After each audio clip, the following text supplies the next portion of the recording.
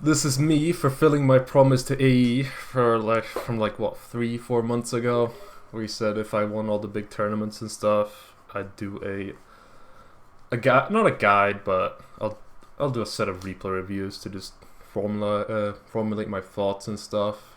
And for that end, I brought DanielD, who I think has a very good analytical mind and just good game knowledge, probably more than me actually at this point. I just happen to have really good micro and strategical understanding.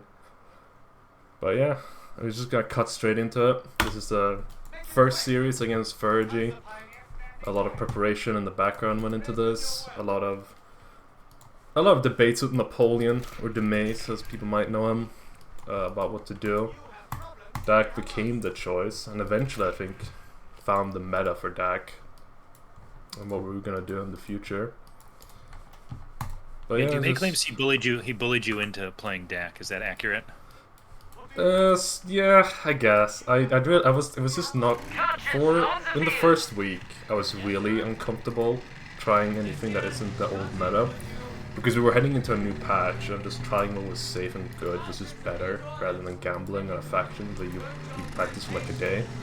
Which is, I think, what Fergie basically did in the grand final, right? Just like, he picked Dak like for game 3, but you know, he hadn't played Dak at that point, and so he came in like with a bad hand, and I was just ready for it.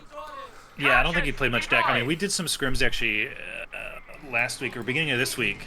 And he asked what I wanted to practice. I said I just wanted to get good games. And he said, "Okay, I'm going to learn Dak then," and started playing Dak. And he like got better in those 3 games we played. Like he finally stopped building PGs at one point. You realized? Yeah.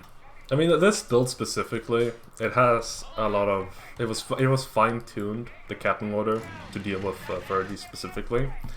I kind of knew he would always place his sandbag here, and I know he would be still to defend his fuel. Which means I get to have a pretty big resource lead already.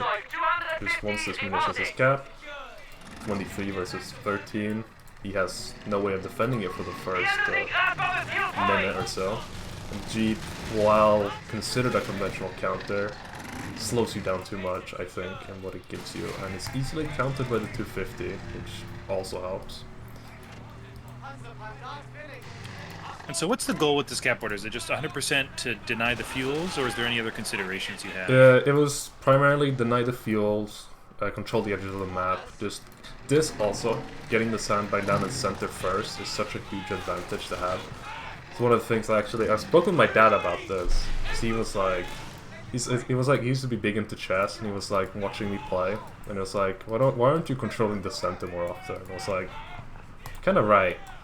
I should just prioritize having something at the center at the start of the game, basically always, because it just gives you such a good launching point. Wow, Dad with the deep knowledge. Yeah, I think that's true on a lot of maps. Yeah, it's like you said, it's a launching point. The player who controls the center can transition faster, right, to the sides, and you can catch people rotating if you do have control of the center. So I think that's definitely an sort of. It's people think I think people do it, but they don't think about why. Right? You know, just getting the sandbag down. Like, he's gonna have to cross practically open ground. There's some yellow cover here. I don't know if I can get. So yeah, I can't get an indicator, but he does this cover here, which breaks after a while, and it's just yellow cover. Also, I'm gonna note, I think this trade. I mean, this sandbag's already paying off, but this trade is actually not good for Fergie. He doesn't know this at the time, but I have Assault Grenadiers coming, and this was kind of the point of this build order, just rush Assault Grenadiers out as quick as possible. And so trading like this weakens him, while letting the Assault Grens just get more and more power, and he sees them and immediately starts backpedaling, right? Right. Well, it's worth noting too that trading rifle HP for 250 and bike HP is basically never worth it, because one can be repaired for free and one means you have to spend 20 fuel on heals. Yeah, at that point it's just you're kind of setting up to kill them, but realistically killing a bike, very hard. You have to slip up as a Dak player or get caught in a mine most of the time. There's the occasional moment you'll get caught up by rifles, but as you scale more and more towards the late game, bikes become harder and harder to kill as they benefit from the HP and the self-repair. Yeah, I think unless you've got the Jeep ready to commit, it's almost never worth like trading HP with the bike unless you've got a very specific goal in mind and you have to have the bike go away. Yeah, it's just... It has to be something like defending this fuel, right? So a good example would be in the early game. When I was sitting with my bike here, just beelining with like... Nowadays, the normal counters is just spam assault engineers. So just throwing your first assault engineer down here as a trade.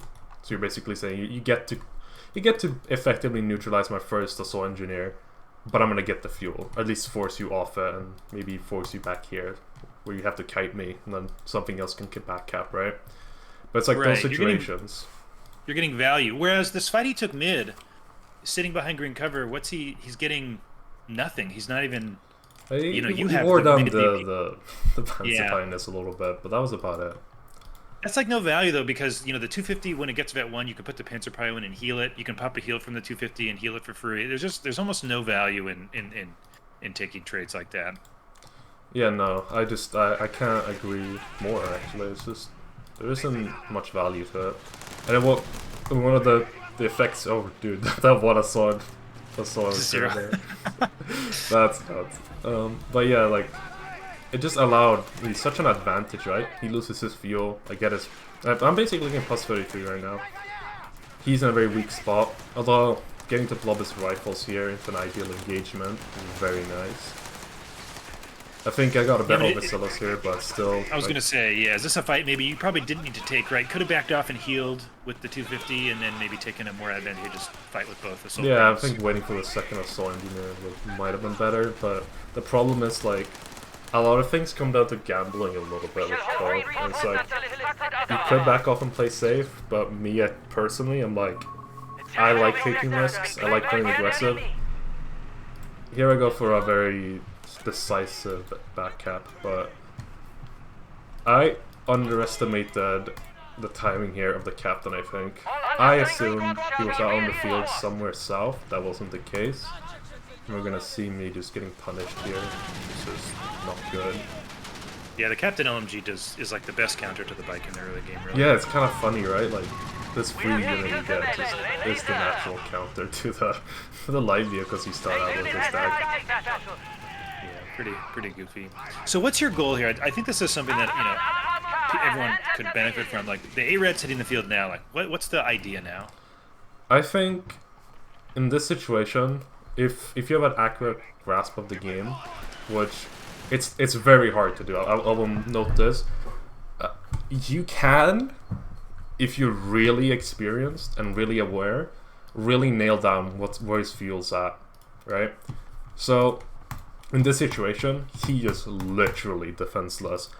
Right now, if this 8-Rad is just played like, I don't want to say stupidly, but like kind of reckless, where I'm just like, I'm just gonna say you don't have any mines and just go for it. We'll say hyper aggressive. Yeah, hyper aggressive works, but I feel like just taking an unnecessary risk, like easily could be mines here, it could be here, like anywhere, right? But just saying I'm going in and just going for bleed. Because, this build doesn't have a lot of bleed in the first place, but if I was playing PGs, for example, trying to equalize the bleed because PGs trade poorly, same thing with Pansipios. But just going straight for the base. If you call the fact that he has no snares, which he does not have, but I don't know if they were teched. And that's something that you got from replay reviews, right? Like you were confident that Faragi isn't someone who likes to go grenades. Yeah, after this game, I do actually look back on it. For my grand final, and I'm like, this guy, actually game 3 even, I realized he didn't have any snares at all. And I'm just like, okay, I just walk at you. And then it's like, you have to either take snares or play hyper defensive, and it's just, both of those are not really good for you at all. Right. But for people watching who are playing auto match, I think probably safe to assume, people will tech nades, or it's not usually worth, unless you know your opponent, and this is a person who's never tech nades against me in auto match. You do probably need to assume it because I losing the 8-Rad here, right? Pretty big deal. Yeah, losing the 8-Rad, borderline game ending. Well, in this situation, probably not with my resources, but it can get dangerous. I mean, one thing you can do, which is this has to be a very calculated move, but it is possible, is you intentionally sacrifice one of your 250s. I mean, at this stage of the check game, grenades. Yeah, just walk them in, pretend to be like cocky. or just sacrifice it and just see if he snares you. But like, you know, 250s are always useful for the most part. They do scale poorly if you get the autocannon conversion, but mortars, super useful. I mean, just having heals on the field and combined arms is one of the best abilities in the game. I'm pretty anti 259 conversion. It's the mortar half track is so good that unless you've got some specific build where you're going to win the game with the 259, to me it's like, why would you ever deny yourself the mortar half track? I think if you're behind and you're like, I need desperate map, like let's say you were down like a PG or maybe two, like maybe you lose both PGs, and you're like, I need some firepower and I need it stat. I mean, it's only 150. The uni is oof. I feel like this maybe should go down to 30 munitions, just give some incentive. But just like saying, you know, I'm gonna invest in this. I mean, you get HP, I guess, which is nice, and a bit more armor. Yeah, I think, you know, if you, like you say, I mean, if you're behind, or maybe if there's double jeeps for some reason or something, you know, there's a lot of stuff to counter. I think it's better in team games where there's like more ultralights on the field. You know, I think the 59 has more value there. But in this situation, there's no point. You're using those glorified combined arms bonus dealers, basically. Yeah, I think I can track my camera actually, so you might get a good idea of like... this will be interesting, I think. We'll just look at my information here. Do some camera stuff. So, I didn't know, I think I had it at this point, I think I probably assumed there was an 80 gun if I hadn't seen it already. But the problem is with like you don't see like my clicks, right? But the amount of stuff you're being forced to do during the course of a game is very hard. Like, you can swap to Fergie, right? Oh, the disgusting camera turn. Well, I think it's actually why I lost the tournament. Absolutely. It's just not good. It's not good mojo to do this. No, I agree. No. Bad vibes all around. But you can see the information war going on, kind of, right? It's like... it's just... you're being forced to, like, make shots in the dark a lot of the time. And, like, no, it's like you said. I mean, it's like you have to gamble in Co, and you have to work with imperfect information. And I think a lot of the skill expression in Co is those decisions that you make without knowing exactly what your opponent's building or where their units are, that sort of thing. Exactly. Yeah. It is interesting. I mean, for me, I think actually one of the hardest things like, I know a lot of people think Co 2 is a lot better, more competitive than Co 3, but because people lose units somehow less in Co 2 than you do Co 3, but I actually think that's because Co 3 has a lot of a bigger army pool, and units are a lot more fragile in terms of vehicles. Some vehicles, they early on especially, like Greyhound without a buff, for example, just dies to a stiff breeze, right? Yeah. I think a lot of it too is that there's just more... we're going to end up devolving this into Co 2 versus Co 3 thing. Oh, yeah.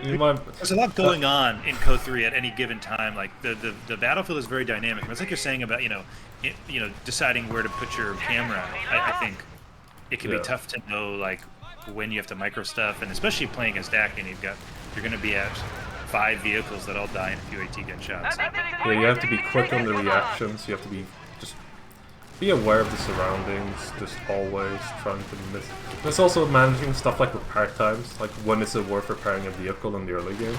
That's a big part of the sort of play style, right? Here I make a very not greedy push, but aggressive push. I want to just force back his AT guns. Get a sweeper going too, which is nice. I think that was only placed mines so far. I was very paranoid about that because he does spam mines in general. Right, that's one the early engineer gives you. Yeah, so like I think the big power spike it gives you is like get sandbags, which sandbags can be like on maps like Famaville, on maps like Road to Tunis and Twin Beaches. I think sandbags are less oppressive because there's an abundance of green cover, right? But on Famaville, I mean, this area is a good example, right? Right. Like, just look at there's no cover, especially as the vehicles start destroying everything, leaving this piece of green cover, and if there's no sandbag here, we're just out in the open. And this is just, like, imagine this was like a double bar rifle, right? And I have like you're playing Var, for example, right? Pushing this would be a nightmare. So you kind Yeah, so would you say value? Sorry, would you say value engineers more than on maps like this where there's less cover?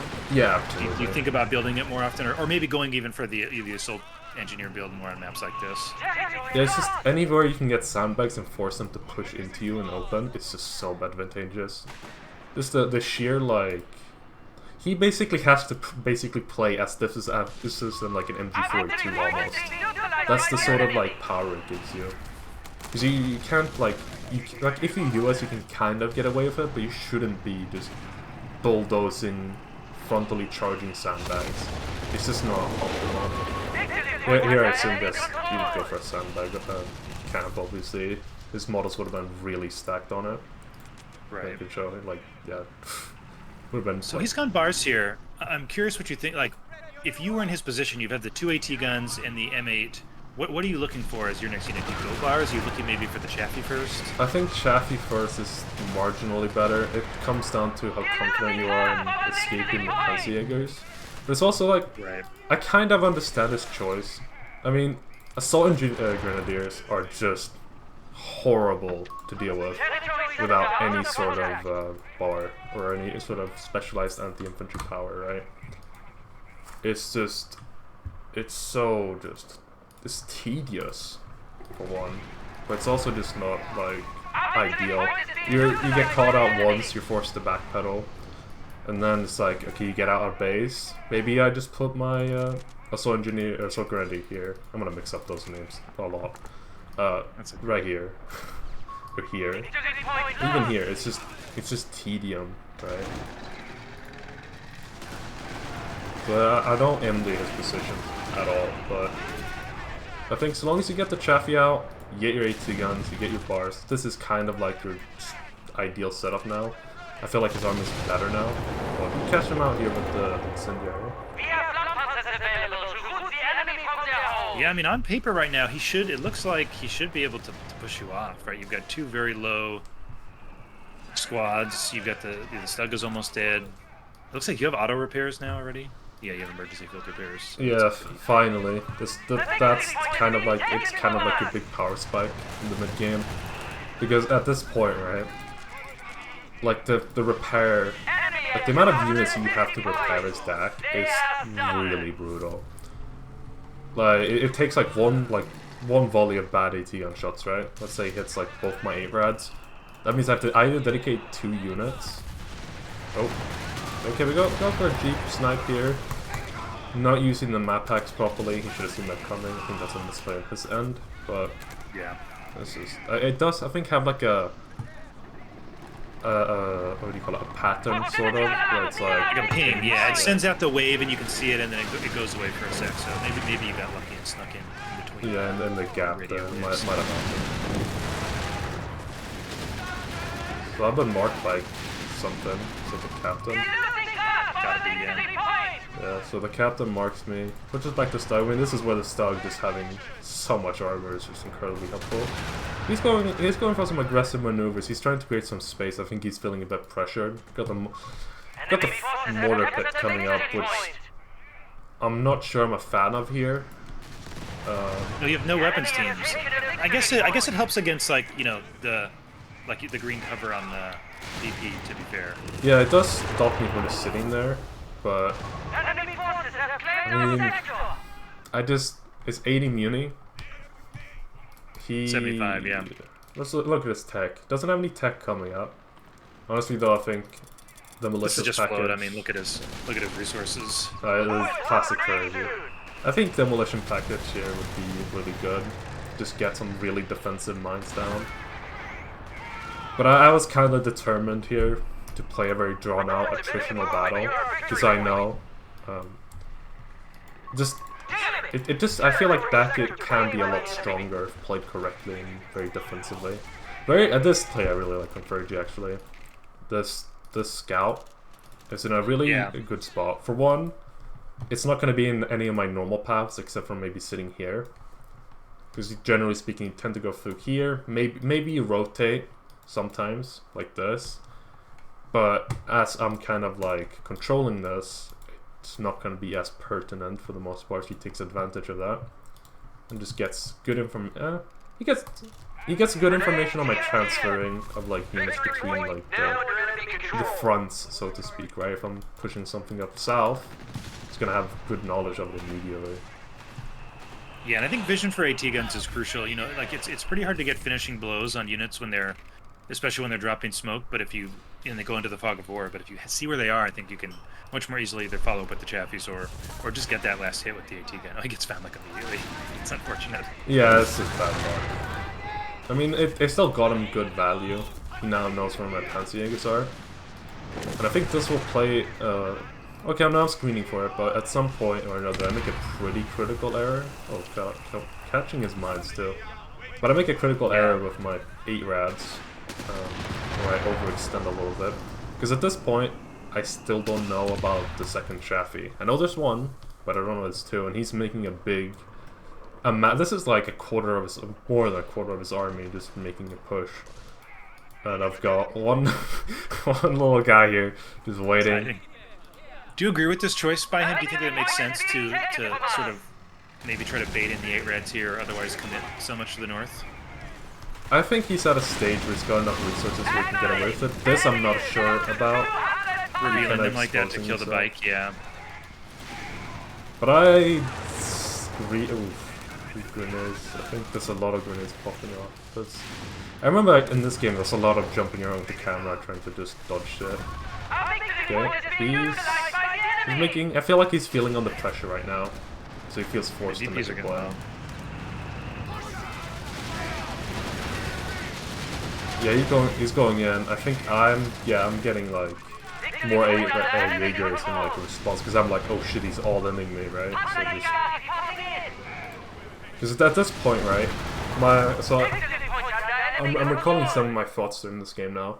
After the first Chaffee and Greyhound, I was like, okay, there's no tier 4 coming. Because initially, I thought there was a tier 4 coming because the Chaffee was very late.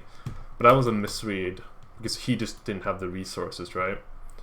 Yeah. So he's basically committing now. He's basically saying, at this point, it's going to be Chaffies, Greyhounds, AT guns, and rifles. Until I can get my call in, right? Which does let me get away with just spamming Jaegers. So I can actually just do this. But generally speaking, this many Jaegers, it's not worth.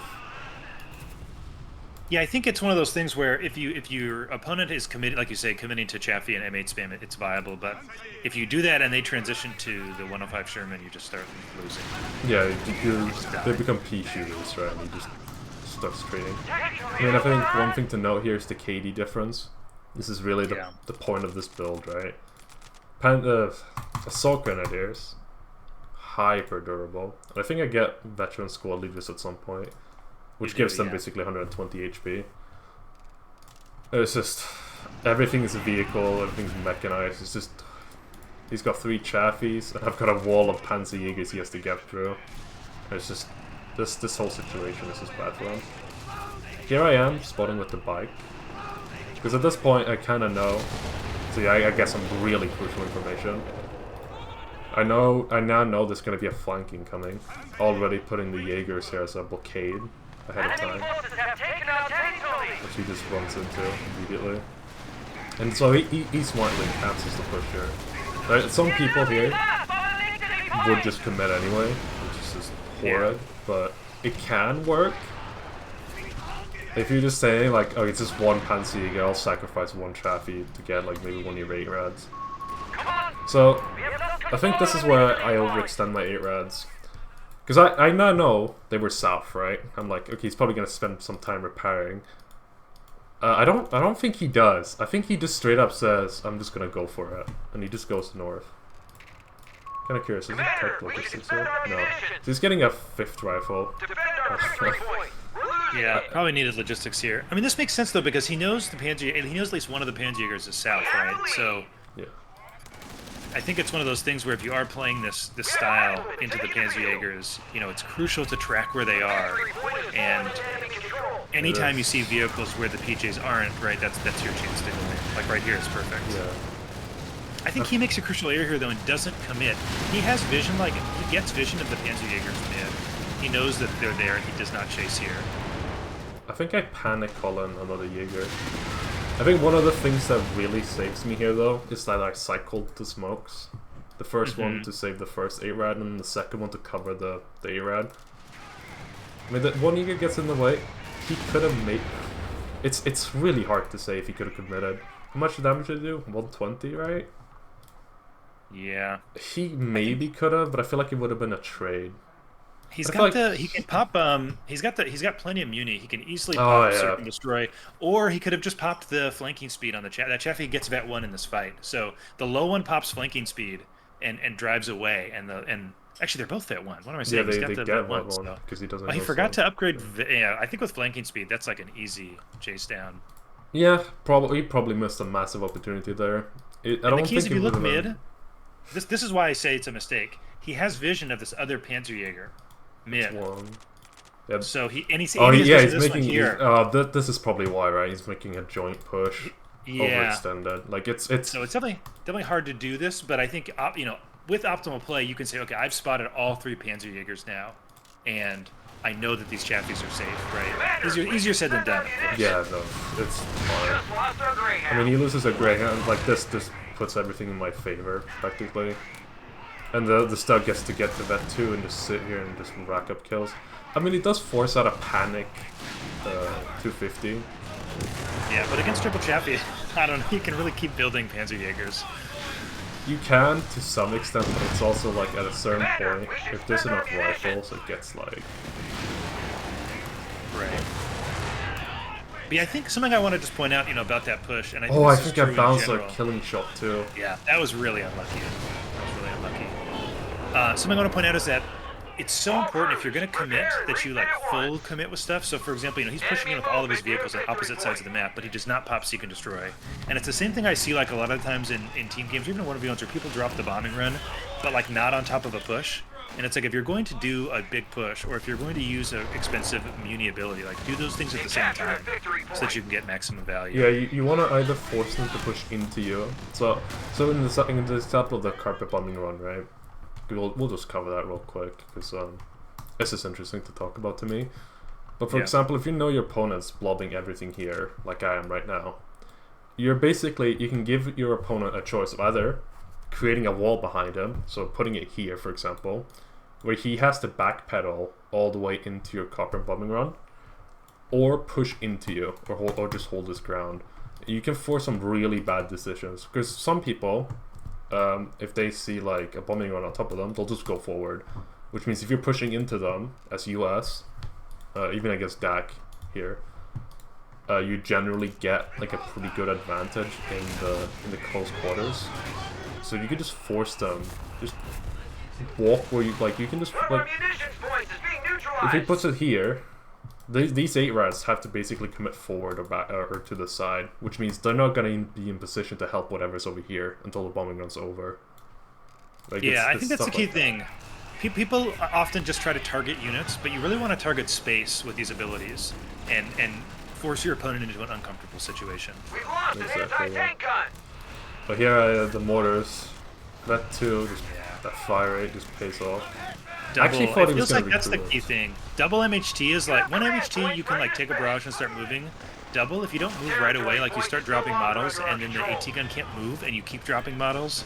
And that's why I was talking earlier about why I value the 250s so much just for the MHTs, is because once you get 2, it really can shut down, especially with the bike spawning. It totally shuts down AT gun play. I get to spot his trap. This bike came in clutch.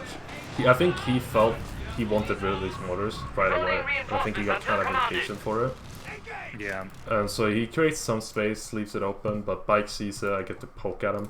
I mean, the problem here is, at this stage of the game, all my stuff is self-repairing. His isn't, and he had 2 engineers at one point, I think. I saw it queue up earlier. Or he just cancelled it, I don't know. Or it died. Actually, probably died. I think it died south at one point, yeah. Yeah, it died or something. It doesn't exist anymore, regardless. It means it's 1 engineer with Vet 1, which is granted. Not even Vet 1, okay, so bit of a misplay there. Against my fleet of 1, 2, 3, 4, 5, 6, 7 vehicles, which are all self-repairing.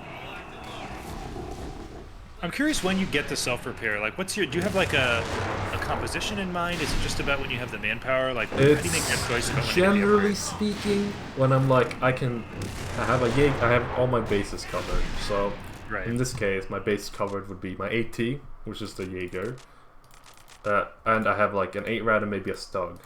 For my 8 rad is kind of like an anti-infantry specialist, but I consider it a generalist because it fights a bit of everything anyway. The Stug is just a very good anti-infantry piece. I think like it depends. It's something you have to kind of just read. You have to just decide. Like, I'm comfortable enough where like missing 325 manpower from my current composition won't just automatically lose me the game, because that can happen to stack. You slip up once, you can just outright just lose the game. Right. Then So, you- is it you yeah. feel like you have to be already on parity or maybe ahead with the units before you do it, or making Yeah, sure? I think parity, where it's like a stalemate kind of, or Right. I think I get it around the point where I'm like, I have 2 8 rads, I have a Stug, and a mortar half track out. And then it's like, I think, but his position was really good for too as well, I think. Now we got the command tank out. I think you can, that's a little bit of, you can probably debate going straight here first is maybe a little bit better, because this is basically a waste of 4 CP. But I think command tank here is just useful. Like, 252 armor is nice. I mean, the unit itself is just good. Like, it's just a good, solid medium vehicle. And it's just, I mean, I think it's the same thing as like why the Easy 8 Cullen was so valued in the meta for so long back in the day. I think it's that you don't have to tech your highest tier to get a mobile turreted vehicle. And there's yeah, a I lot mean, of value it's in that. effectively like, it's just the best count of the Chaffee. I also noticed 20% more fire rate is kind of ludicrous for mortar half track. Yeah, and I does it wonder, stat with the 8 red buff? I don't know. That would be Pretty crazy. big if it does. Yeah. I mean, yeah, but that's just a super strong buff. And then you also get the fire rate bonus if something dies. So it's just nice. You also have this ability, Supervised Advance. I think it's very underrated and underused. Yeah, 20% harder hit, and it's both infantry and vehicles. I don't know that I've ever seen anyone use that for 30 million. It's a pretty good deal. I have used it as Vermite a couple of times, but it's rare. It's very rare. I think it's the thing of like, as Axis, you're not making those killing blow pushes as often, right? Even with DAC, it's kind of difficult, and in fact, a lot of that power comes in the early game. Orangepest, kills. 2 kills, 100 manpower, I mean, you're getting there. I feel like it's denying me space somewhat, but like Assault Grenadiers can kind of tank it anyway, and they just don't really care. So I think here's like where you can really notice the power of the bars, right? If those were like normal rifles, I probably wouldn't have retreated. But with the bars, right, he's putting a lot of damage on me from range. Way more than he would normally, and it's just I'm forced to backpedal. Yeah, I'm curious, what would you do here if you were Farage? He's got 160 fuel in the bank. He doesn't have a lot of manpower. That's because he didn't tech logic. Let's pretend he tech logistics in a world where Okay, he does got it tech now. out. He's got it now. Okay, so very late, but he's got it out. I actually think the HP here is better. Oh, really? Yeah. I mean, it pops on your AT guns, so it's like any durability. Oh, so it's like a counter to the mortar half tracks, kind of. It's just you get to be more sticky. In general, I really like the combo of playing SSF and having survival training against DAC. I feel like that's really nice, but getting to that stage is difficult. Yeah. But at this point, KD is about okay. So with USF, when you're calculating KD 2-to-1, that means I think you're still kind of even, because USF just manpower wise is always just better. Right. I mean, you could just see the upkeep difference, 159. He's still got plus 200. In his shoes, it's difficult to say exactly what the ideal play is. I think he goes for an AC8 stall. Yeah. I think you could have, like, considering my build, right? I don't have a lot of diving power in reality. I have a lot. I also lose one of the Panzerjägers. Bad play for me.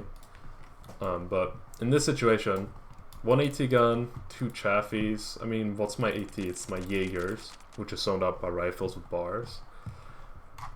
He's under a lot of VP duress. I think that's really what's going to decide what he's doing. Like, his VP duress is really bad, and so he needs to be making plays. I think maybe if he'd earlier gone for a tier 4 and just gone for something like early Hellcat, for example, even though it's not that durable, it's just Seek and Destroy plus a Hellcat, and you just pick off so many targets. I think early logistics, skip the 5th rifle, tier 4, start spamming Hellcats, but it's like, he does that. I might have played in a completely different way, right? Like, that's the kind of thing with Coast. My Kofi specifically, your build will change depending on what you're doing, your opponent's doing very heavily. Right, and how many VPs you have as well. I think there's a lot of yeah, I think that's an important thing to note too. Is that like you can go into the first few minutes with a plan, but you know that adage of no plan survives first contact with the enemy, I think is really true in Code 3, and it's not Code 2 where you can just build your 3 main lines and build your equivalents and your 2 MGs. Like you have to be adaptable to the map and everything that's happening. Like if my opponent getting logistics, do I change up what I'm doing then? You see, he's spamming Chaffies here, right? So my natural, for example, right? In this situation, I went for the loiter, right? But I was actually heavily debating the dive bomb.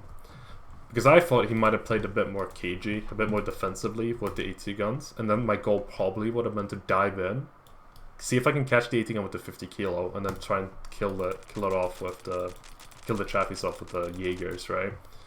Right. Skill planes can do that, but skill planes are also like, I don't know if I like him that much in this matchup. Because like, yeah, I'm zoning out these units, but if this was like tier 4, just EC8s kind of just don't give a fuck about planes. Yeah, I agree. I think if your opponent's doing like, you know, AT guns plus 105s or something, then the Stuka becomes really good. But if they're doing the Stuka loiter does, I mean, it chews up the Chaffies, and they have to all in you.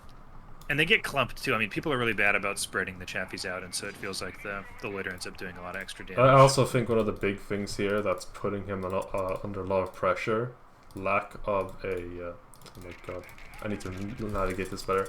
Lack of an engineer now, because he got wiped somewhere.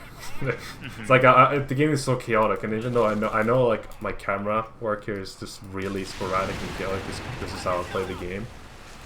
But you tend to miss stuff constantly. It's like there's so many units, and it's really difficult to just get the intel. And okay, he's making a big push here. So you can Those pop search and destroy this time, yeah. He smells blood on the command P4, which is fine. He's gonna... I think he gets a bit lucky here.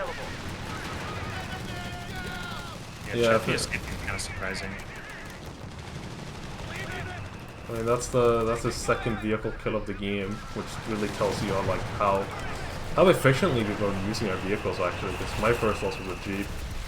Oh, not Jeep, the bike. He lost his Jeep and then his Greyhound. And then now I just lose my command people, and that's over the course of like a really long game. Yeah, another problem here is that he already used his auto repair and he has no engineer. Yeah. So he gets the pick, but then it's like, what do I do now? And he can't, like, and this Solkran, they're so strong. Just runs over the rifles. And here it's like, I'm sensing like, okay, yeah, I lost my command P4, but sometimes losing your units is kind of good. And I think this situation is one of them. He traded so much field presence for that kill, where I'm like, I can just walk up now, like, I'm not afraid of anything. Like, what's he gonna do? I have everything in position, I'm scouting. This is an interesting point, because I know AE and some other people have commented that like you'll do these retaliatory pushes where it feels like, oh, I lost something, I have to get something back. And I think what I and some of the other analysts have missed is that it's not that it's like a revenge play, it's that your opponent has lost something. Whoa, hold on. Did you see that? Yeah, the Panzerjäger shredded that. What? But the mortar just went, I think... Oh no, you know what it is? Okay, so the last little bit of health is fake. Because there's 2 models in there that are like not real, Like those infantry guys are manning it are actually there, and their health bar gets added to it, even though it's not actually part of the health of the pit. And so the last chunk goes away like it's a visual kind of bug. Okay, sorry for interrupting No. you. Oh no, you're good. No, it did look weird. But yeah, I think we missed I think people have missed what you're doing, which is that you're aware of your opponent's field presence, and if you make if someone makes a push, kills a vehicle, and now has to retreat a bunch of stuff, it doesn't matter that you've lost something. You can still move forward, and I think that's the thing I see a lot of people make the mistake of is like, oh, I lost something. I should back off and be more careful. But if your opponents, if all their vehicles are at 10% health, it doesn't matter that they have more vehicles than you. Like you still have more field presence, and it's okay to take map control. It's just that's HP is such an important thing, especially in this game where it's like when you make the you don't get as punished as much for taking damage, but your time off the field I think matters way more because it's like one unit in green cover is really powerful. Like I'm gonna bring a lot of examples of Code 2 because it's just a good measuring stick. But in Code 2, for example, a grenadier with an LMG, right? You poke your head out at him for like a second, he'll just pop a model. In this game, you probably won't even do like a third of your HP, or even like a model. Which means like just running around with half-dead squads, while it does give you some extended field presence, it can be just really bad picking fights. And just holding ground with wounded units is just, I feel like, way harder. Right. Here's just an old and desperation push, and here come the skill points to just shut that down immediately. I just stalling with the 8-rad as much as I can.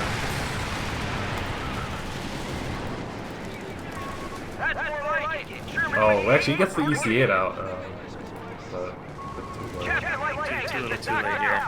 Yeah, I think this game's a good example of like the value of being dominant on the VPs. I mean, we talked earlier about controlling center and getting that sandbag up, and your options get really limited as the VPs tick down, and you can be in a position to win the game in 10 minutes, but it doesn't matter if the VPs are gone. And so I think one of your biggest strengths is your ability to focus on the VPs without giving too much up for it. Yeah, I think that's one of the things I worked on a lot as I adjusted my playstyle. But I also think like the VP drain is just so brutal. You can slip up and you'll just watch as you might have 50 VPs, but in reality you've already lost the game. It's just so heartbreaking. Here we can see the power of the upkeep difference, by the way. That's about like I'm terrible at math, but like 600 difference. Yeah. 500. Yeah, 500. 500 manpower difference from just the upkeep alone. So that's something people don't take into account. And this is not taking into account, for example, the free reinforces either. So he's getting a lot of manpower back. So yeah, even though I had double the KD, like it's just like you add in 500 manpower. That's a lot of models that are getting like salvaged, right? Over the course of a long game. You just won't feel it. It's the sort of thing in the background. Alright, now we're gonna move on to game 2, which is this game, which was I think a bit controversial. Yeah, people didn't believe me in chat that this was a real strategy. So actually, why don't you walk us through the this is a good one to look at. Let's talk about, because I think it actually you can draw a through line from last game's DAC strategy to this game's US strategy, and I think it illustrates some good principles about field control in Code 3. So yeah, just walk us through what the goal is here. Okay, so basically, leading up to this game, I knew for a fact Fergie loves Coastal. He loves it. He plays it every game. No matter the situation, it's always like Pio, Coastal, MG, and then Coastal, I think. I did not expect him to be ready for this build at all. So this is what I call a shock strategy, right? He's gotta be like he's willing from a loss, one, which is really big for me, which means he might not be ready for just a random cheese, because this is kind of cheesy, but it's also like it hits you out of the game. If you're not prepared for it immediately, you just lose. But the goal here, I'm gonna power drop an MG on this field point, And my first starting unit is going for my own fuel point, while my basically second unit, because the high-level and stuff, is going to be heading right here. And like you were there when we did some tests. I did a lot of testing with Napoleon. I think I tested this build for about 30 to 40 games, I want to say, on the lower end. Like I was testing this because I was paranoid it wouldn't work. Basically, there's one counterplay you can do, which I won't mention because maybe some other tournament players will be listening. But there is some counterplay to the drop here. But what Fergie does is he does a second counterplay option, which I did not know about when it comes to this, because in all of my testing, my engineer gets here first and he gets the sandbags down first. That did not happen this game. But the goal is, I'm going to be sitting here with my engineer sitting on the fuel, waiting for my second MG to drop, and he's going to have to be pushing with coastals, and coastals are just bad at pushing. All the while I'm controlling this area, controlling this fuel, I'm getting plus 33, and then immediately transitioning to a quick either quad or 75mm, depending on the situation. But that quickly escalates into a pretty crazy match overall. You can already see coastals out. So this is basically what I didn't account for. I didn't think he would spawn here. I thought he'd be spawning from up here. Because his normal capping order is Pyre goes here, or Pyre goes here and then coastal goes here. But I think I dropped the MG too early. I think that might have been the misplay. But so he sent the coastal south rather than sending it north. Yeah, which was what I expected him to do. I just didn't realize he'd be faster there because you can always have the sandbag set up, and I'm like, all right, let's go. Just set on it. Maybe if I delayed it by like literally 10 or 5 seconds, I could have made the difference. Yeah, we discussed that too. I feel like that, you know, if you wait a little bit, maybe it can be a surprise. But he was ready for it. Kudos to him. Also gets really oh, dude, that was on the move. Is it a full volley? Yeah, full volley. Takes off. The focus. The model's just gonna die. Yeah, because also another thing I tested quite a bit is engineers running up in coastals tend to just dominate them. I think he got a really fortunate dice roll there. But, yeah. Although with the Pios behind, probably still wins that fight, right? Even without the roll. Yeah, absolutely. He will win that fight. But you know, I've denied him his own natural fuel. I get this house, which is really strong, and now I'm kind of like, oh shit, well, this I wasn't ready for. We're gonna have to just go for it. At this point, I was kind of like sort of acknowledging the game is probably still winnable, but it's gonna be really difficult. And so I was gonna swap my focus to just trying to first get control of this fuel, and if that won't happen, just go for VPs basically. And that's to get the VP lead for Game 3, because the map was already decided for Catherine Pass, right? And I know for a fact he hadn't played Catherine Pass.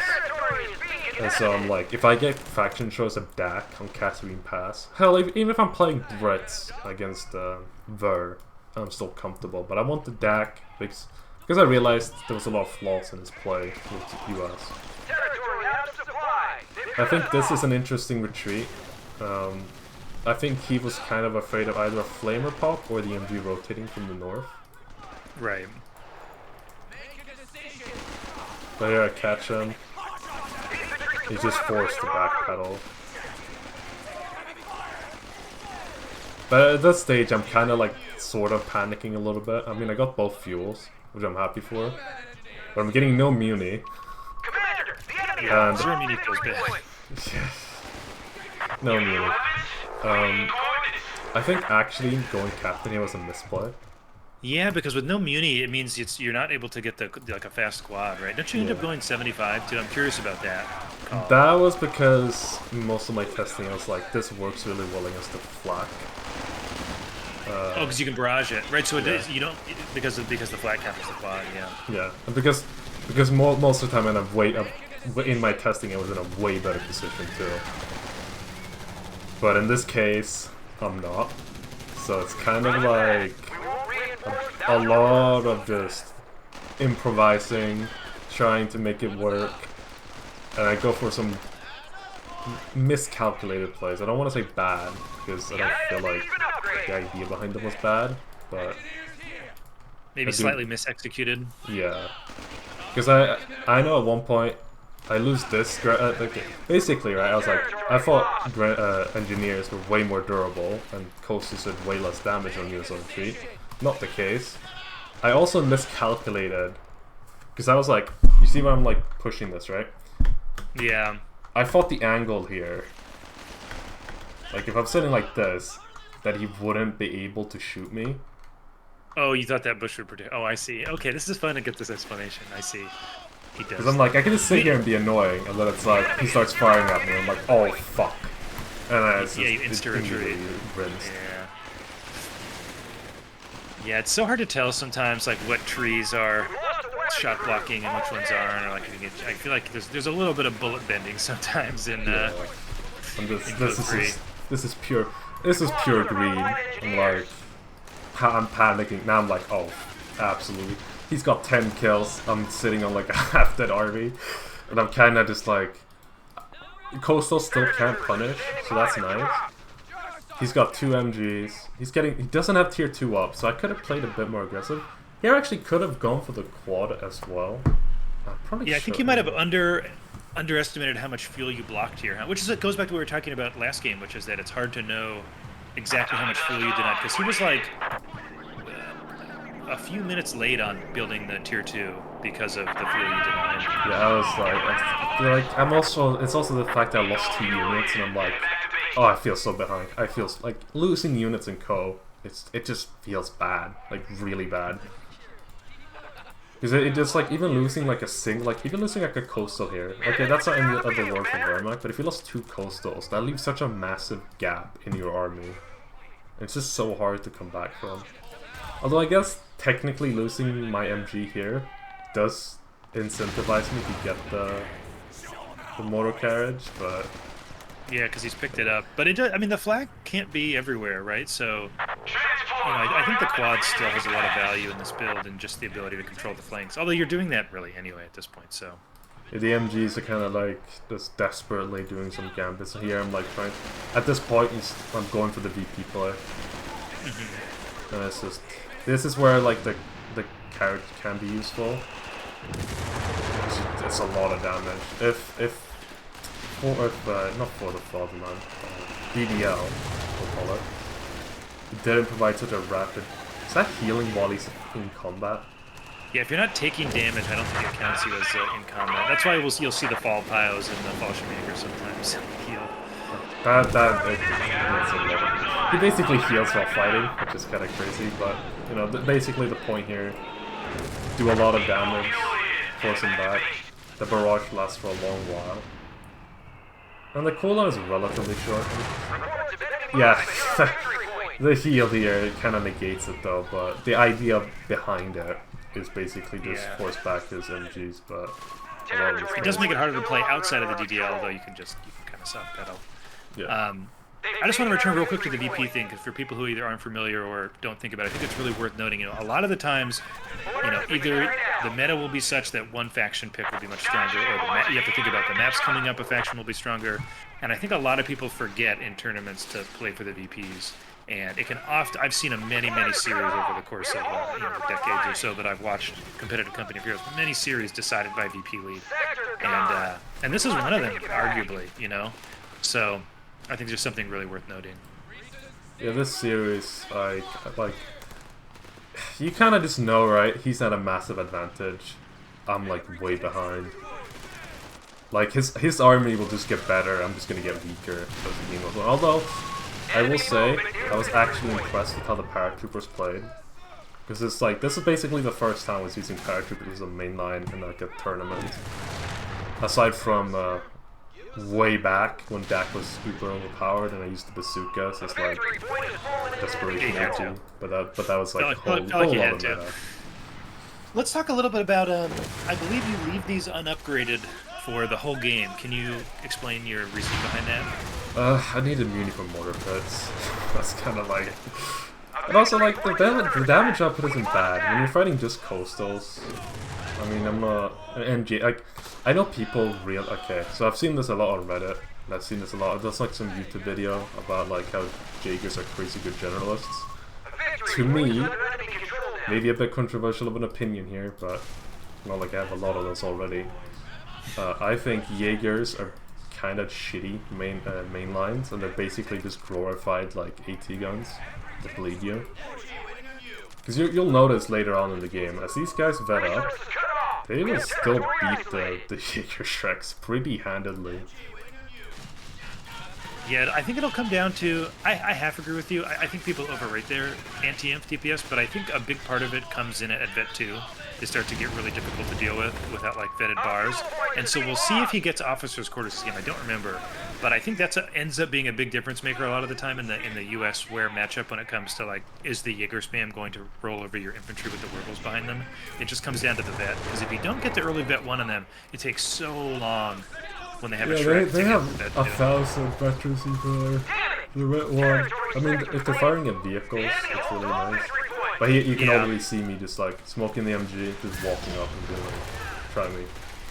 I was like, just steamroll. And he's not dropping models either, which is gonna slow down his veterans against substantially. In fact, that's the coastals which are dropping. You can see just multiple pushes. I did a classic comb maneuver, which is the double nade across the map. Just APM, kind of APM an awareness check, like, are you still awake, right? If and I think it's always better to do that. I think if you know your opponent's looking at an engagement, it's... Actually, I want to talk about this really briefly, too. I think people often throw grenades when they see their opponent microing the unit. And that's almost always a mistake unless you're going to use that to punish across the map with a second grenade that they're not watching. I think if you see someone actively microing, like throwing a grenade at them, unless it's like unavoidable or you really want to do health damage... You can use it for, I think, primarily 2 purposes. A, forcing him to move. Which can be like either forcing him to backpedal, which might like basically grenades can win engagements by not doing damage at all. That's what I can say basically. That's a good call out. For example, if he's sitting here and I'm sitting here, this might be a lost engagement. But if I just throw the grenade, that'll give me some spacing to move up, and he has either backpedal running to me, and if it's a CQC unit, then I win that fight anyway.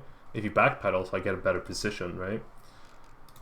So that's a good can shout. be worth, but. You're right. I should amend what I said. That you can, if you're going to win an engagement with the grenade, then you can definitely still throw it. But if you just throw it and he dodges you, like for example, a really good example is like, if this is like a rifle squad, and you're having a grenadier here, and you throw a grenade, and he just does this, right click, back, and it's like nothing accomplished.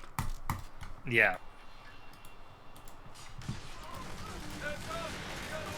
I mean, yeah, it's just grenade. I think grenades like they can be so hard to deal with. There's stuff like grenades on retreat, which is as prevalent on the. That's a solid nade though. Yeah, that's a big one. The paratroops also have better grenades. They have equipped ones, and they're also cheap, which is nice. And also they don't require tech, which is just really nice for US, which kind of like forced into teching grenades at some point. But overall, I think DDL here is just giving him such a massive launching point. Like, honestly, I'm surprised the game got as close as it did. Like, what's stopping him from just walking into my base right now? His KD is... We're kind of closing in, but it's still really bad for me. I got tier 4 out as like a desperation gambit. I mean... So this is the interesting thing about denying someone fuel, right?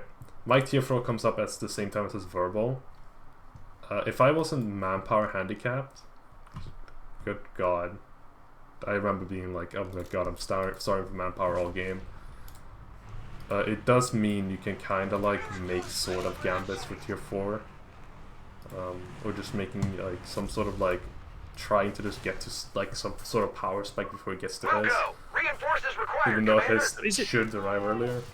Yeah, is it safe to say that you know, I mean, Farage's a careful player, so some of this is just a placed out thing, but when he killed the engineer and stole the MG, is that, if you had the positions reversed, would you just have all in the cutoff, just move to the enemy cutoff, said I have such a big lead, I can just walk up now?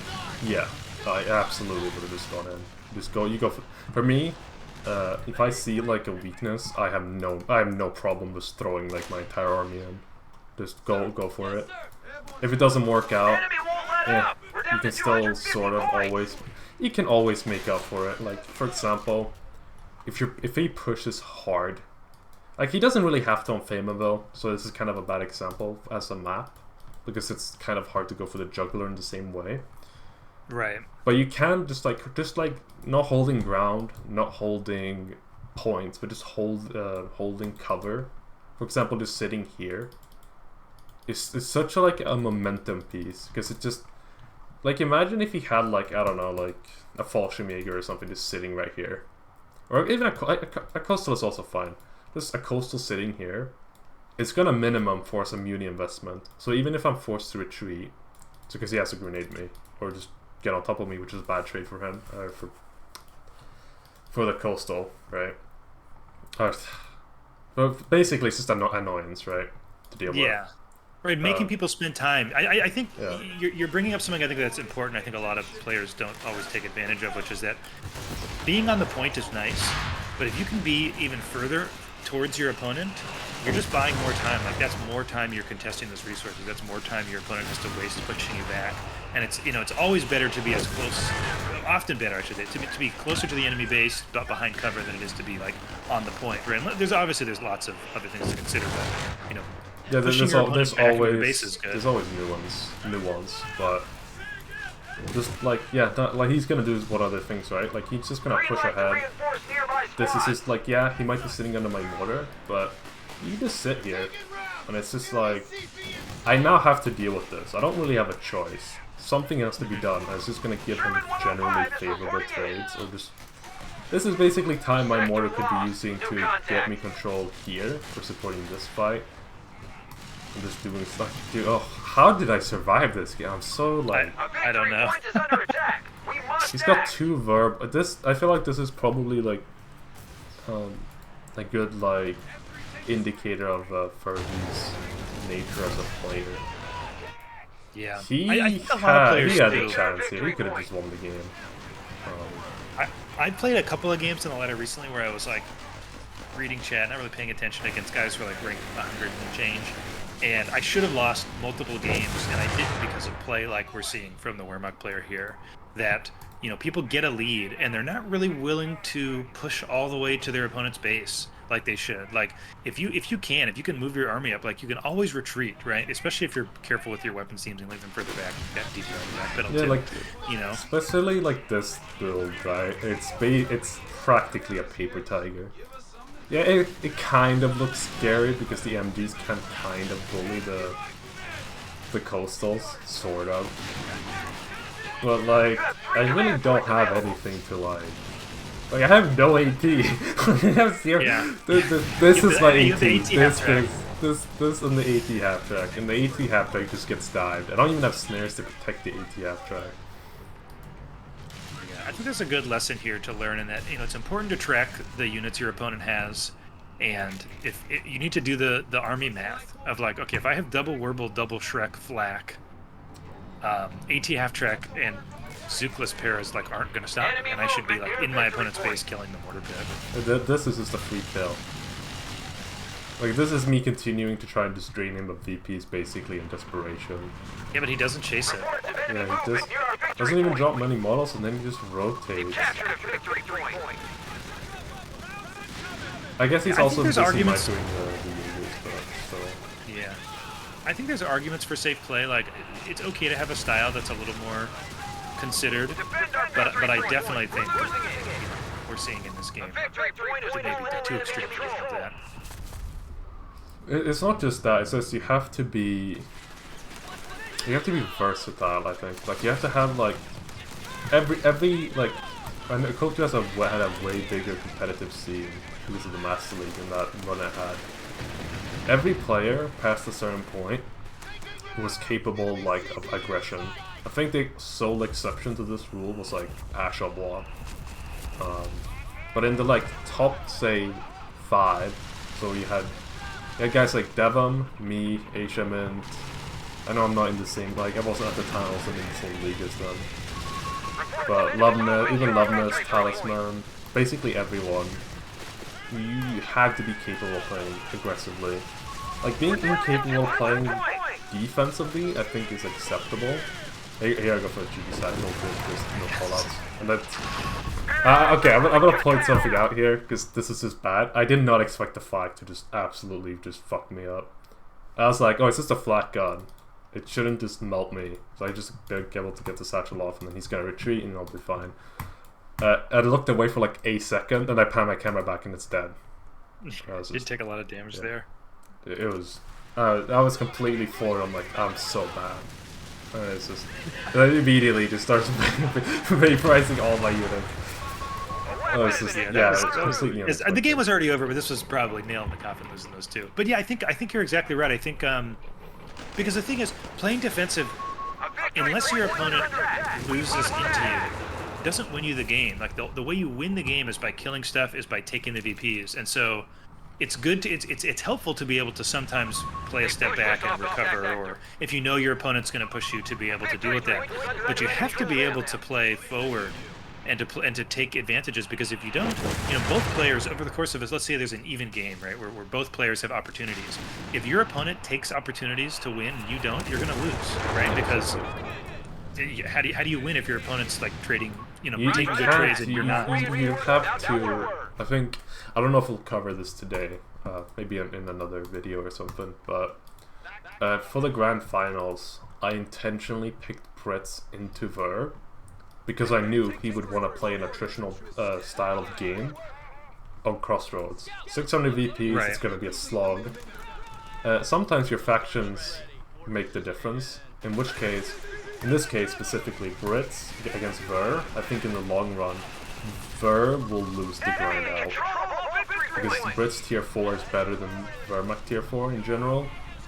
Yeah. Verbals and Martyrs only get you so far against Matildas, Crusaders, the Grant, I think that's what it's called. It's just like, you can apply it, but it has to be the right situation, the right time, and like, if you're not flexible, it's really hard. And I think this is like I think that's actually his main weakness. I just don't think he can play aggressively in this. Maybe it's the fact that he got comfortable playing coastals for a long time. But I always had the like feeling that like when I'm playing against Fergie, he likes to sit on a sandbag in the middle VP, and then sit on a sandbag here, and then sit on a sandbag here. And you do that enough, like sandbag, immediately gonna be sitting on sandbags here, right? That's fine play. I'm not saying that's bad, but if you do that everywhere, eventually people will start reading you. Because look at this, he is just refused. Like in this situation, it's acceptable, 80 VPs, but he's just refusing to move anything here. He's just sitting here and he's gonna backpedal to the green. Like I'm not saying that's bad play, because it's not. But it does expose you to something like me, right? Because I'll just study ahead of time. And I'll be like, okay, this is what he does every game. We're gonna start doing this, this, and this to start shutting that down. So Dak being a faction choice helps. Brits help because they can deal with that a lot better. Yeah, I also think like it's not always the safest thing to sit back. Like if we look at his arc of units right now, if you're defending the 3 middle VPs, you're as spread out as you can be. If he's instead on your +10 uni and your cutoff, he has a much smaller arc, right? His units can be totally condensed, and you can actually be safer sometimes in a forward position. It's not always safe to just be as far back as possible. You want to think about the terrain and like where your units have to be positioned. And I think people sometimes just err on the side of, I'm further back is safer, but I don't think it's always true. Like those units on the North UP are way more exposed than they would be if they were pushed towards his base. Yeah, if this had been a push towards south, your base, rather. If this had been like a push north with the Dosers, and his Jaegers are down south, well, I think he tends to keep his Jaegers in the middle so they can respond to this, which is fine. But this is just... Oh yeah, that was great. Yeah, it's just chaos around the front, but just that, I think that actually was kind of what got me back into this.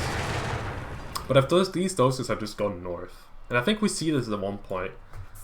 I'm gonna point out something just in terms of like awareness and micro. Having these two units here means it's spread away from the rest of your army, which means if there's a big pop-off happening around here, and something unexpected happens here, you generally won't be able to have the actions, so to speak, available to like optimally respond.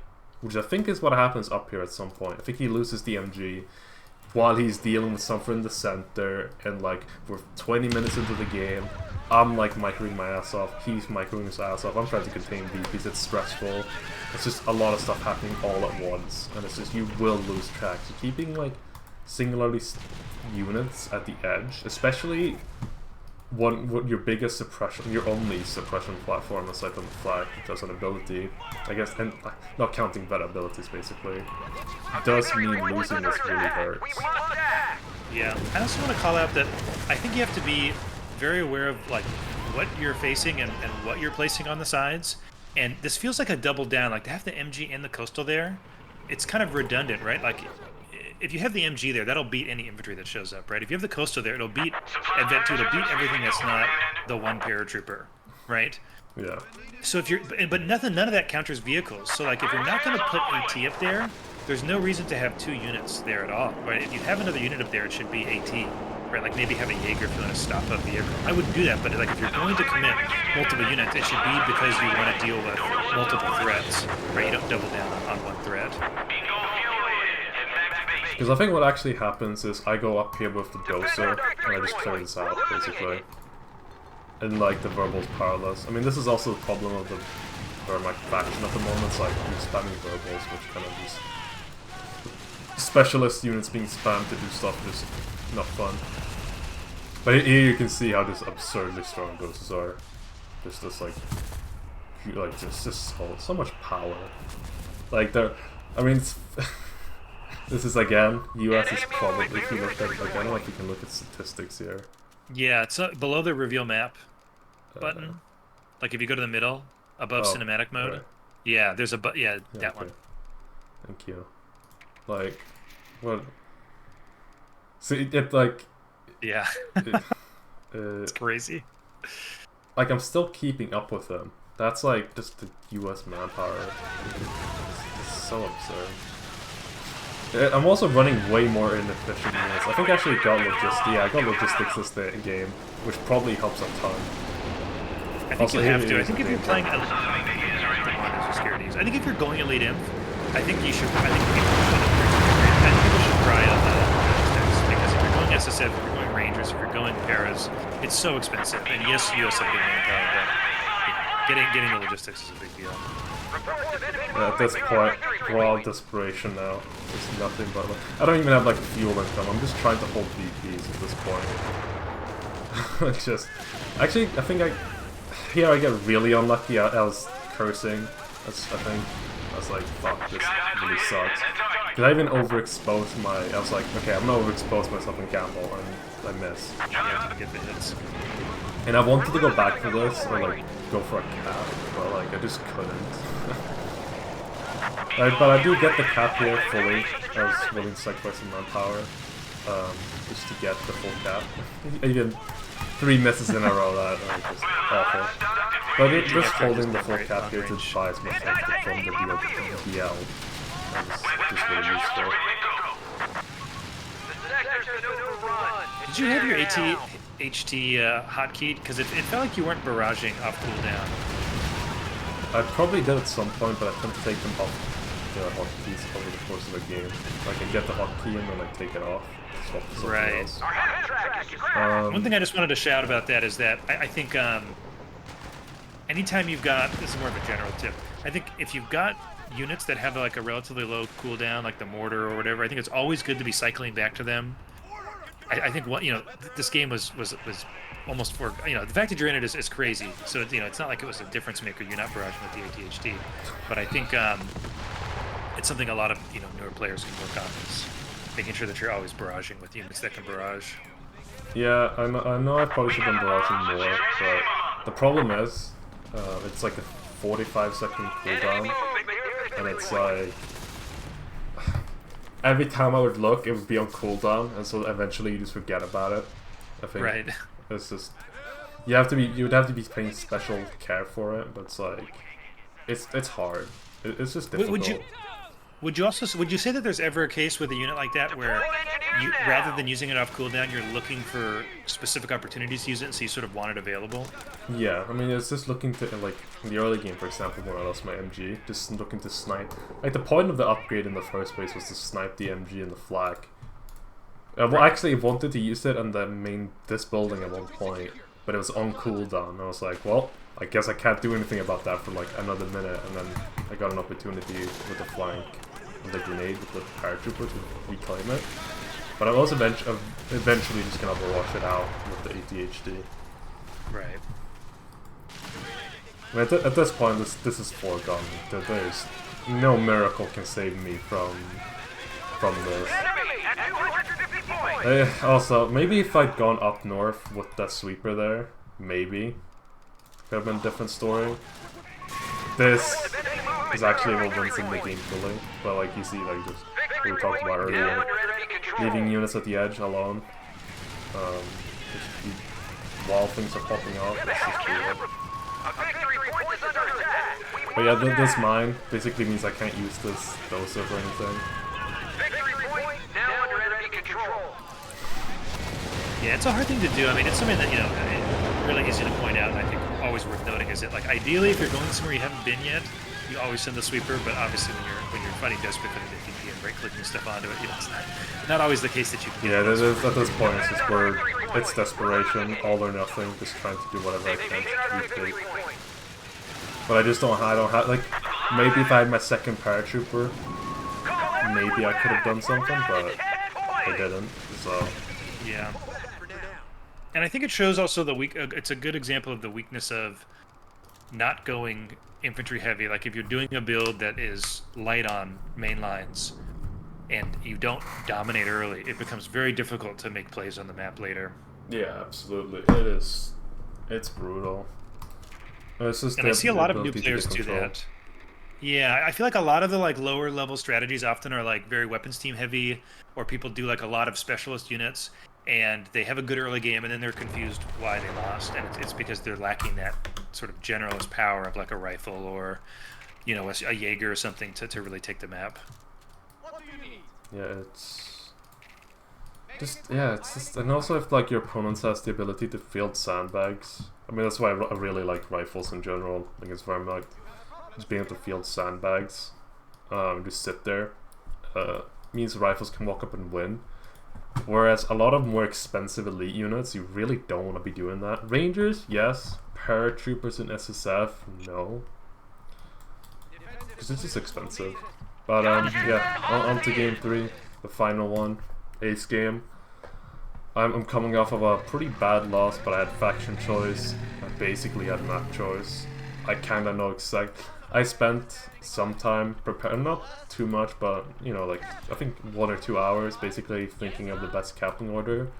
And this to me seemed like the best, because basically the reasoning here is Bike will get there first, even if he goes Jeep. And I know he'll probably do the same build, because Fergie tends to do the same thing when he's... But basically he's just going to do what he's comfortable with, right? Like, you just know. And so, for me, I'm coming into this ace game pretty happy getting Dak. I know these two units will get there in time before he does, especially if he's trying to cap the map. Which means I can just send my second bike down here. Free, just to grab this, no problem, I'm happy. He's going to be fighting for this. And the starting units aren't really suited for fighting the bikes early on. No, not on a map like this especially, where there's just so much open area.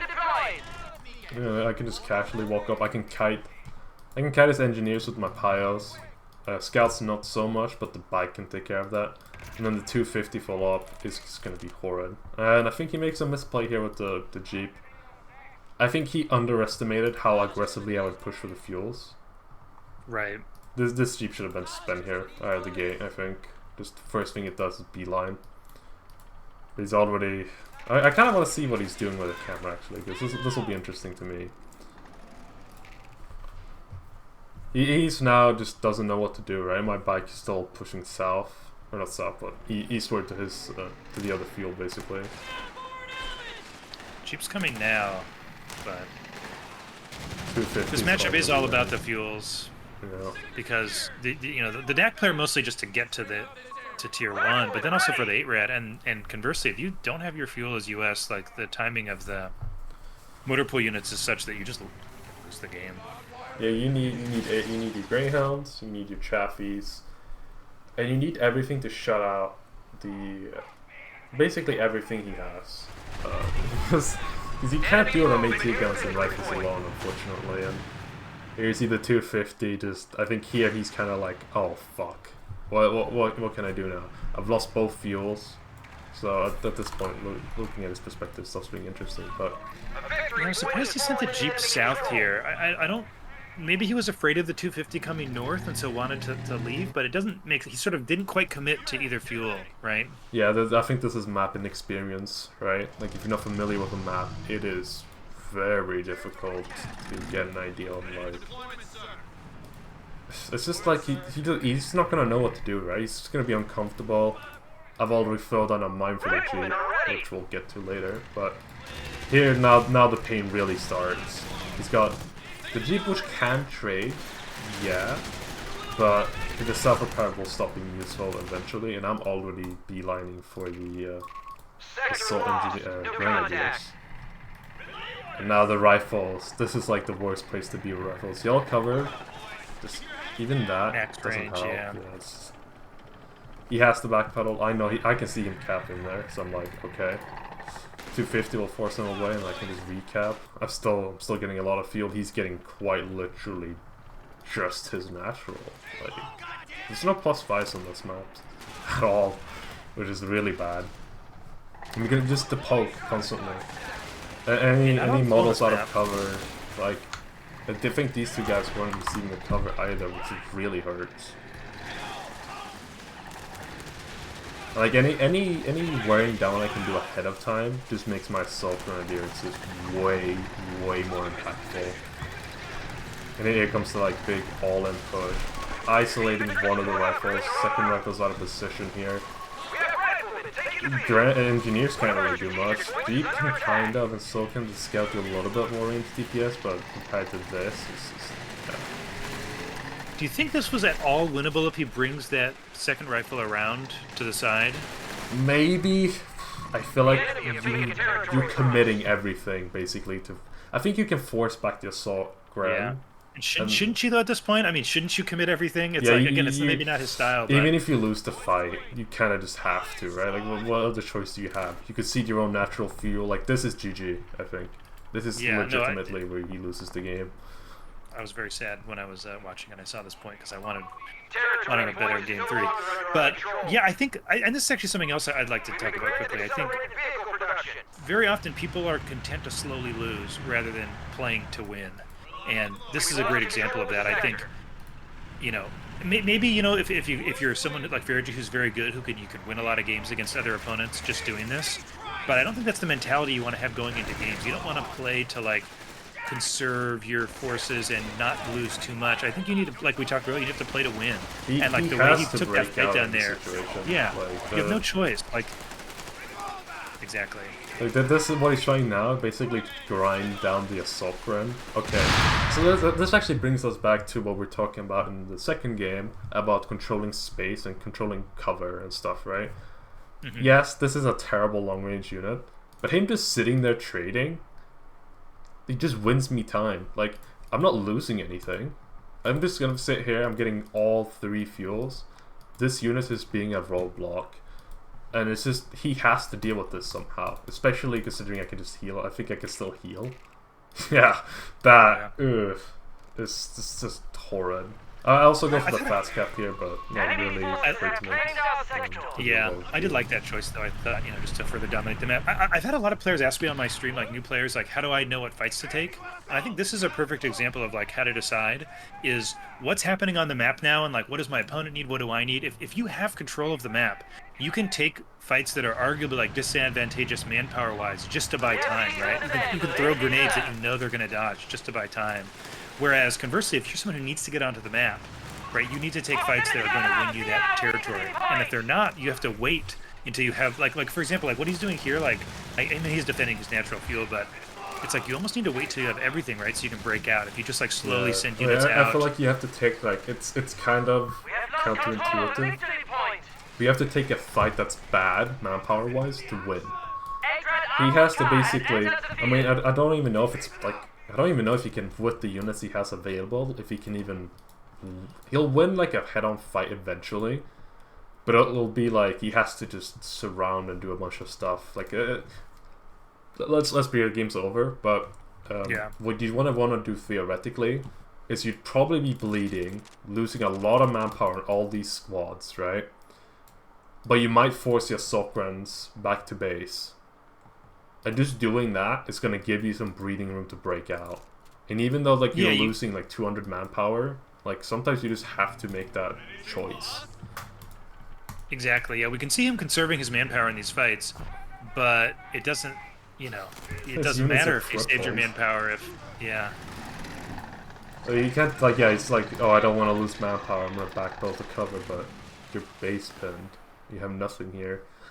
I mean, at this point, I would have given up hope and quit, but, this is a tournament. Also, okay, we missed the Jeep dying to mine, which is really bad for him, too. But then it's just... I could have been I think probably could have chased and killed this, but, like... Yeah, that's your point, too. There was probably some reason for me not doing it. I think I was playing to secure the win rather than to just kill him, so to speak. Whereas, like, yeah, killing it, it's just obviously the obvious good move, but... I mean, putting pressure here is also just useful. I think both are debatably good moves. It's just that this is probably safer. Because, I mean, theoretically, like, we can get... This is like respecting mines, right? He could have, like, really safe mines because he's behind. I mean, he's sitting on 180 uni. But yeah, it's not the best play for me. But at this point, I'm just kind of waiting for the all-in. Just getting my 8 rads. We got a sweeper out. I do think we talked a lot today about when to be aggressive. That you should be aggressive all the time. But I think that the more ahead you are, the less aggressive you're required to be. In an even game, taking chance to win is very important. You need to secure that lead. But when you have this kind of a massive lead, I think it becomes more and more okay to just kind of chill. Especially if you've got a triple cap and you've got both fuels. It's I think it's okay to be conservative like that when you're this far ahead. Yeah, at this point, game over. Not really much more to say about this game. I just wait for an opportunity. Take a. So, what I think we could do here, real quick, as this last game winds down, sort of to go with AE's goal of providing some competition for you. You don't have to be specific, if you don't want to, but I'm curious if you could give some general sense of what people maybe aren't doing and should be doing to prepare more for tournaments, because it's clear to me that, and I think that everyone who watches these, that your prep was superior, right? And a lot of why you won these was because you were more ready than people. And so if you could just walk us through briefly what you're doing to prepare for tournaments, that'd be kind of cool to hear. Okay, well, generally speaking, sleeping well. I mean, just in basic terms of tournament play, you want to sleep well, you want to have a ritual, and you kind of want to... I don't do this anymore, but I used to. Is I had a notepad where I would kind of just write down what I wanted to do before the game starts, and it's like maybe just to get a visualization of what that looks like. It's maybe I'm like writing down, okay, I want to deny him fuel. And like in the first 5 minutes, I want him to have a delayed, this was back in the Code 2 era, where I was trying to play USF. So a lot of my goals was, can I delay his 2-2-2 for 30 seconds, for example, to make that all in with my Greyhound and Stewart better. I think that was a big part of it. But nowadays, a lot of my preparation is talking with Dumais, and we're just you've seen part of it, but we're just sitting there, we're just labbing. Just looking at the map, what can I accomplish within this map? What strategies can I do? Is there anything I haven't accounted for? And just running that over and over in cheat mode until I get okay, this is how it would play out. This is how it would play out. And maybe run a scenario 10 times. And you're if I put my MG here, 10 out of probably 15 times I succeed. I like those odds in a tournament context, which is why I did the MG job in the first place. yes, I could have Right. probably played like a very defensive build, but in those 10 games out of like, I don't know, like 15 for example here, I have gained not only a substantial advantage in the mid to early game, I have probably thrown my opponent off completely with a strat they're not ready for, and I can probably close out the game. And it's such a good like game one follow up that it's like also like, to me it was basically like, if I'm not doing this, like I'm probably putting myself at a pretty big disadvantage. Like that's the sort of mentality I have, and I'm also like, I think also trying to play around your opponent's mental is always useful. But that's harder to do. It's also way more abstract, like gauging like how your opponent's feeling. Because I was Yeah. gauging like how Fergie was playing a lot during the initial series and then the final series, which is why I picked maps that generally people just had no practice on. And just was completely like curveballs. Like, did anyone else play Pacino at all in that tournament? Probably not. I don't believe so.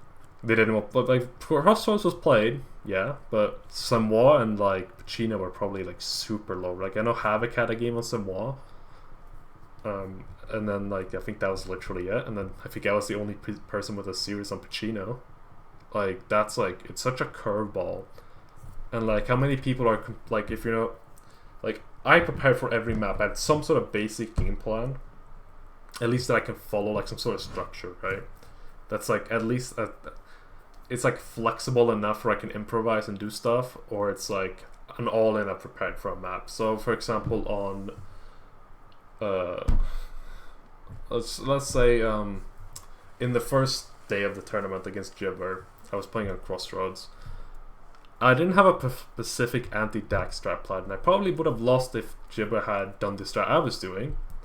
But I basically went Weasel into rifles and SSF commandos with logistics. And I just played a long, drawn-out attritional battle. And my structure there was just, I had the Weasel, I had the rifles. I kind of had a goal of, I want out a Chaffee and probably a Greyhound, and I want out my SSF commandos.